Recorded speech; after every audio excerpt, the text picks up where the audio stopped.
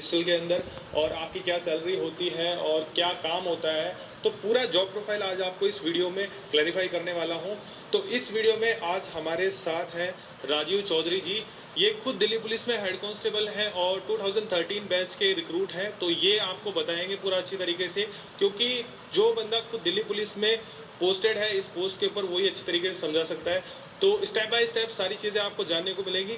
उससे पहले अगर आपने ये चैनल अभी तक सब्सक्राइब नहीं करा है तो सब्सक्राइब बटन पे क्लिक करें, बेल आइकन जरूर दबाएं इन फ्यूचर ऐसी इन्फॉर्मेटिव वीडियोस के लिए। क्योंकि आपको पता है कि अक्टूबर 2019 में हेड कांस्टेबल मिनिस्टर के फॉर्म निकले थे, लेकिन लॉकडाउन के चलते एग्जाम डिले हो गई है। अब एग्जाम सितंबर के फर्स्ट वीक में होंगी। तो दोस्तों, दिल्ली पुलिस के अंदर बहुत सारे कैडर होते हैं। जो एग्जीक्यूटिव कैडर के होते हैं उनकी पोस्टिंग रहती है पुलिस स्टेशन में, थानों के अंदर, और जो लोग मिनिस्ट्रियल कैडर से होते हैं उनकी जो ड्यूटी रहती है वो रहती है डीसीपी ऑफिस के अंदर, या फिर हायर रैंक के जो अधिकारी होते हैं दिल्ली पुलिस के, उनके ऑफिस में अटैच हो जाते हैं। तो अगर आप दिल्ली पुलिस के अंदर एससीएम पोस्ट के अंदर जाना चाहते हैं तो आपकी एज होनी चाहिए 18 से 25 के बीच में, और आप किसी भी रिकॉग्नाइज्ड बोर्ड से 12th पास होने चाहिए, और आपकी हाइट होनी चाहिए 165 सेंटीमीटर यानी कि 5 फुट 5 इंच, और फीमेल कैंडिडेट के लिए हाइट होती है 157 सेंटीमीटर जो कि होती है 5 फुट 2 इंच। और इसके अंदर जो पेपर आता है आपका 100 मार्क्स का आता है, जिसके अंदर 5 सब्जेक्ट रहते हैं। तो थोड़ा सा हम पूछ लेते हैं राजीव जी से कि इसके अंदर क्या क्या सब्जेक्ट्स आते हैं।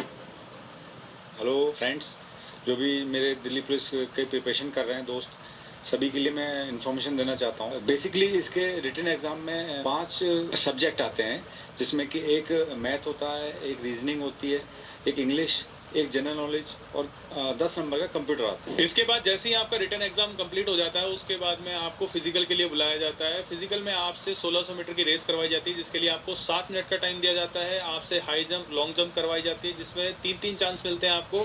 अगर मैं लॉन्ग जंप की बात करूँ तो 12.5 फीट, अगर हाई जंप की बात करूँ तो 3.5 फीट के आसपास आपसे हाई जंप करवाई जाती है। इस प्रोसेस के कंप्लीट होने के बाद में आपको बुलाया जाता है टाइपिंग टेस्ट के लिए। थोड़ा सा बताएं, टाइपिंग टेस्ट के लिए बुलाया जाता है, उसमें कितनी स्पीड मांगते हैं, क्या क्या चीज़ें होती हैं? एक्चुअली जो पहले रिटन टेस्ट पास कर लेते हैं उनको फिजिकल टेस्ट के लिए बुलाया जाता है। फिजिकल में कोई भी मार्किंग नहीं होती है, ये क्वालिफाइंग होता है। इसके बाद आपको जो इसकी मेरिट में, रिटन मेरिट में पास हो जाते हैं और फिजिकल टेस्ट पास कर लेते हैं, उनको फिर बुलाया जाता है आपके टाइपिंग टेस्ट के लिए। टाइपिंग टेस्ट में जो इंग्लिश में टाइपिंग करते हैं उनके लिए 30 वर्ड्स पर मिनट चाहिए स्पीड, और जो हिंदी में टाइपिंग करते हैं उनके लिए 25 वर्ड्स पर मिनट स्पीड चाहिए होती है। और ये मिनिमम स्पीड है, 30 जो है इंग्लिश में और 25 जो हिंदी में है, ये टाइपिंग स्पीड मिनिमम है। अगर आपकी स्पीड ज़्यादा होती है तो आपको ज़्यादा नंबर भी इसके अंदर आप गेन कर सकते हैं। उसके बाद आपको एक कंप्यूटर फॉर्मेटिंग टेस्ट के लिए बुलाया जाता है, जिसके अंदर आपका जो कंप्यूटर फॉर्मेटिंग टेस्ट होता है, आपको एक फॉर्मेट दे दिया जाता है, जिसके ऊपर आप वर्ड, एक्सेल या पावर पॉइंट के ऊपर आपको एक फॉर्मेट बना के तैयार करके दिखाना होता है, क्योंकि आपको कंप्यूटर की थोड़ी बहुत बेसिक नॉलेज होना बहुत ज़रूरी है। आपने तो ये एग्ज़ाम दिया होगा, आपको पता होगा, इसके बारे में थोड़ा सा बताना चाहेंगे? हाँ, ये जो टाइपिंग टेस्ट के बाद हमारा कंप्यूटर टेस्ट होता है, जिसमें कि MS word, Excel, PowerPoint, क्योंकि बेसिकली आपको ऑफिस में काम करना है, और ऑफिस में काम करना है तो इन चीज़ों की नॉलेज होना ज़रूरी है। तो इसका एक क्वालिफाइंग टेस्ट लिया जाता है, और इसके बाद आपकी मेरिट बनाई जाती है, जो कि बेस्ड होती है रिटन एग्जाम और आपके टाइपिंग टेस्ट के जो नंबर होते हैं उनके पे बेस पे आपकी मेरिट बनती है। मेरिट के बाद आपको मेडिकल के लिए कॉल किया जाता है, और मेडिकल के लिए कॉल किया जाता है तो गवर्नमेंट पैनल जितने भी हॉस्पिटल्स हैं उन पे आपका मेडिकल किया जाता है। बेसिकली जो मेडिकल है वो, उसमें ज़्यादा डरने वाली बात नहीं है। मेडिकल फोर्सेज के जो स्टैंडर्ड है उसके हिसाब से ही होता है। उसमें आपकी हियरिंग प्लस आपकी आई साइट और बेसिक स्टेप और हैं, फ्लैट फुट वगैरह, ये सब चेक किया है। और आप टैटू बिल्कुल भी ना बनाएं बॉडी के ऊपर। अगर आपकी बॉडी के ऊपर बड़ा टैटू बना हुआ है, डिस्प्ले हुआ है, तो आप रिजेक्ट हो जाएंगे, आप क्वालिफाई नहीं माने जाएंगे। उसके बाद में आपको पुलिस वेरिफिकेशन के लिए बुलाया जाता है। पुलिस वेरिफिकेशन में चेक किया जाता है कि आपके खिलाफ कोई कानूनी मुकदमा दर्ज नहीं है। आप इस जॉब के लिए तभी एलिजिबल हो पाएंगे अगर आपके खिलाफ कोई केस या मुकदमा दर्ज है, तो आप डेफिनेटली रिजेक्ट कर दिए जाएंगे। वेरिफिकेशन होने के बाद आपको ट्रेनिंग करवाई जाती है। कितने दिन की ट्रेनिंग होती है? ट्रेनिंग से पहले मैं एक बात बताना चाहूँगा। वेरिफिकेशन जो होती है वो फाइनल मेरिट में आने के बाद वेरिफिकेशन होती है।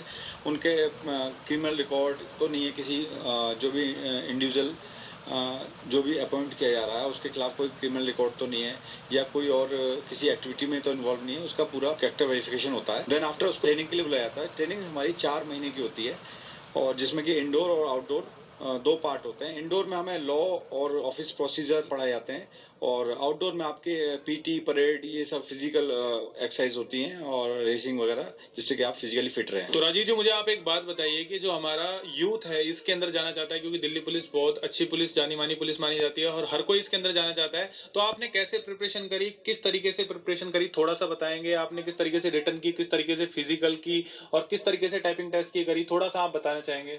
हाँ बिल्कुल, जो लोग इसके लिए प्रिपरेशन कर रहे हैं और चाहते हैं दिल्ली पुलिस में हेड कांस्टेबल मिनिस्ट्रियल में आना, तो उनको मैं बिल्कुल गाइड करना चाहूँगा। मैंने जो रिटर्न की एग्जामिनेशन की प्रिपरेशन की थी उसमें मेन जीएस, तो मैं लूसेंट और जो डेली टू डेली जो न्यूज़पेपर होते हैं या न्यूज़ जो आती हैं चैनल्स पे, उनको देखता था, तो उसी से रिलेटेड क्वेश्चन आते हैं। जैसे किसी की इंग्लिश और मैथ वीक होती है तो उसको क्या करना चाहिए?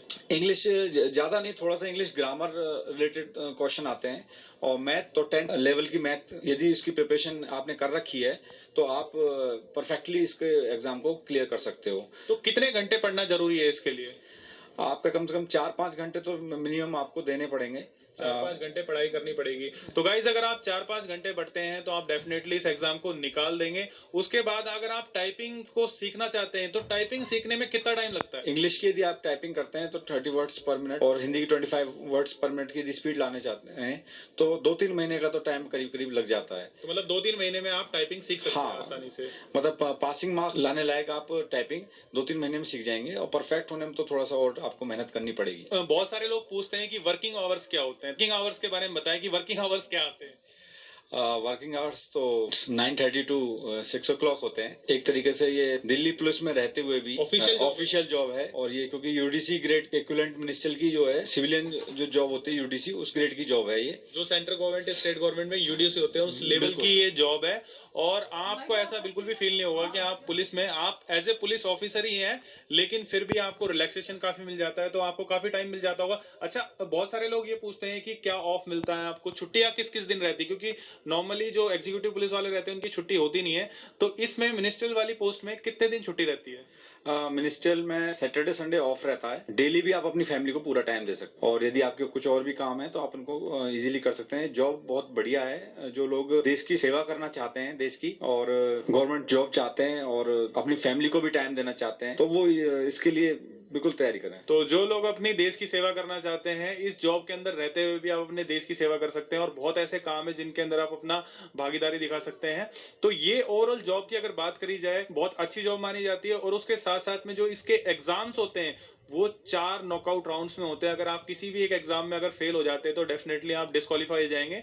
तो आप अगर इस एग्जाम की प्रिपरेशन करना चाहते हैं तो आपको एटलीस्ट 4 से 5 घंटे पढ़ाई करनी पड़ेगी। उसके साथ आपको टाइपिंग टेस्ट की भी प्रिपरेशन करनी पड़ेगी, जिससे आप इस एग्जाम को इजीली निकाल पाए। और हाँ, एक सबसे इंपॉर्टेंट क्वेश्चन जो आप लोग पूछते हैं कि सैलरी, क्योंकि सैलरी का सब पूछते हैं, तो राजीव जी सैलरी के बारे में बताएं, आपको कितनी सैलरी मिलेगी? अगर हमारे व्यूअर्स में कोई अगर ज्वाइन करता है हेड कांस्टेबल मिनिस्टर, तो उसको कितनी सैलरी मिलेगी?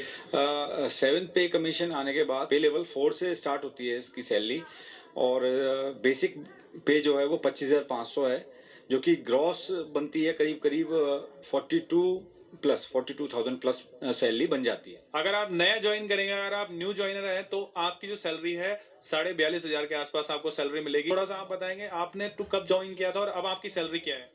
मैंने 2013 में ज्वाइन किया था, और अब मेरी सैलरी 52 प्लस। देख लीजिए, आप इंक्रीमेंट अगर आपके लगते रहते हैं, ऐसी बात नहीं है कि अगर आप जॉब में जाते हैं तो आपकी सैलरी जिस पे लगे आप उसी पे रहेंगे। इंक्रीमेंट साल में मिलता है, इंक्रीमेंट साल में एक बार मिलता है, मगर यह है कि गवर्नमेंट जो डीए डिक्लेयर करती है टाइम टू टाइम, वो एक अलग पार्ट है सैलरी का, और वो उससे बढ़ोतरी होती है सैलरी में। और एक चीज और मुझे आपसे पूछनी थी कि आप थोड़ा सा बताना चाहेंगे कि इसकी ट्रेनिंग कहाँ कहाँ पे होती है?